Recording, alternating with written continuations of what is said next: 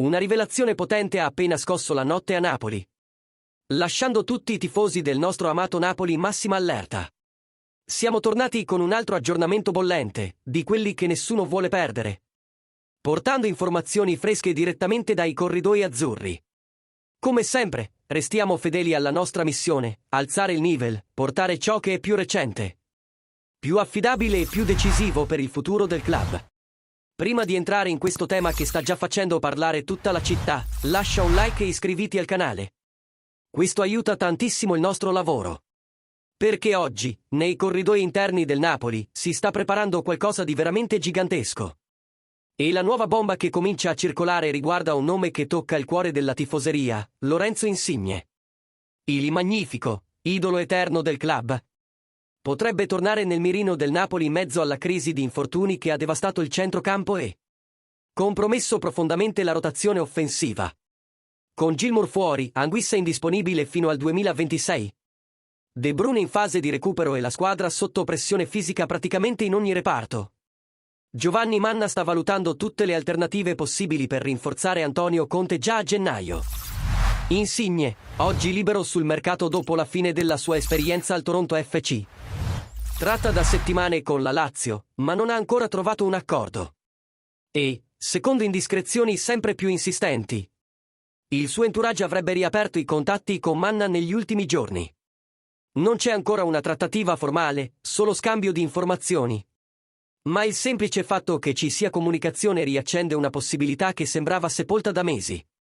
Fonti interne affermano che Insigne starebbe rimandando proposte di altri club in attesa di una possibile chiamata del Napoli. C'è aspettativa? Sì. C'è trattativa? Non ancora.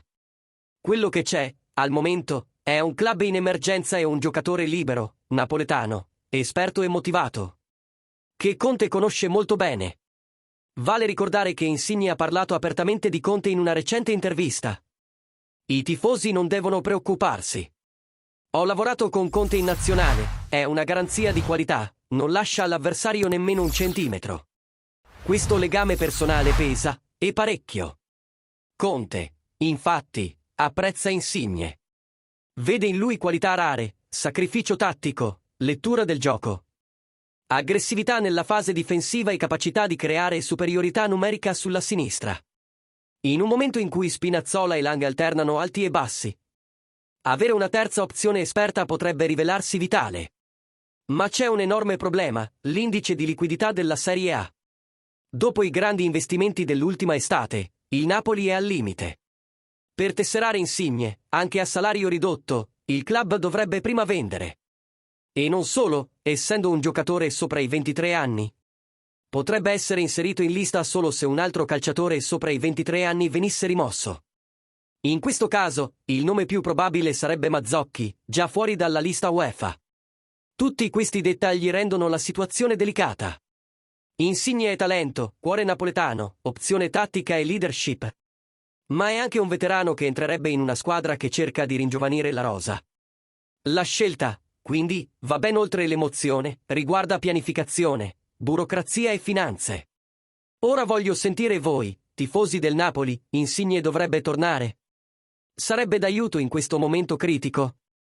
Oppure è meglio puntare solo su rinforzi giovani e a lungo termine? Lasciate la vostra opinione nei commenti. E non dimenticate di mandare un super thanks per sostenere il nostro lavoro.